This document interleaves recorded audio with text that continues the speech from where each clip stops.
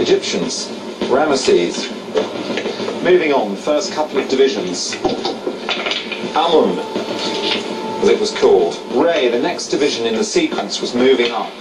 So there they were, and near to the camp of Amun, that first division of the Egyptian army, was Ramesses with his personal encampment and his nobles and the others around him. So once they've made camp, one chunk of the Egyptian army is standing still, another chunk of the Egyptian army is approaching, and then who knows where these other chunks are. The Hittites, just using their chariots, take a bunch of them and start hitting that second part, the red part.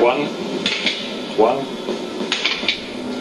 And stripping away the chariot protection from this group of Egyptians. Once the chariots have stripped away the Egyptian chariots, they start smashing through and cutting these guys up horribly. These infantry, as you may have noticed, are not especially good at that hand-to-hand thing, and they are all put to flight. At that stage, it's clearly going the Hittites' way. They've made their initial move, and they've hammered one of those leading Egyptian divisions. These guys are never forgiven by Ramesses. In fact, many of them were executed the following day because they'd been caught on the hop. They were really caught out by being in their marching columns, narrow at the front, long columns. You had to beat them while they were still in column.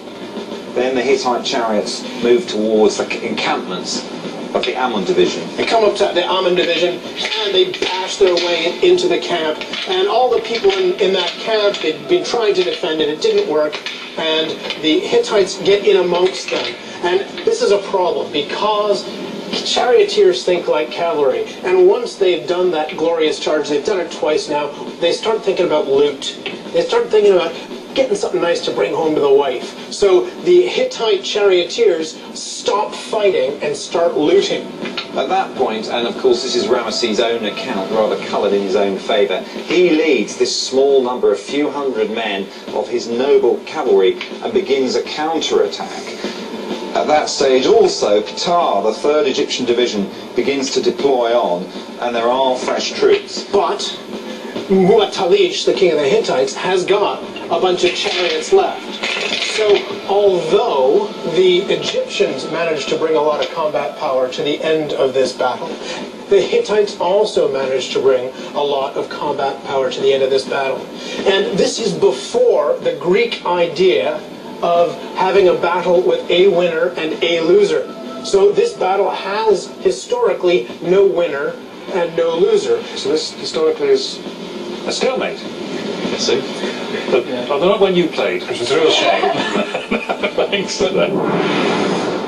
The real Battle of Kadesh lasted for 2 days until the Hittite king Muwatalli offered a truce.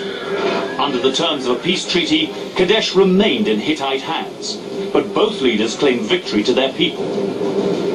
Ramesses II became the most famous of Egypt's pharaohs. Even though you lost, you three are clearly going places, thanks in no small part to Mr. Booth, who's clearly a great teacher and a terrible general. Thank you very much. Thank you very much. Really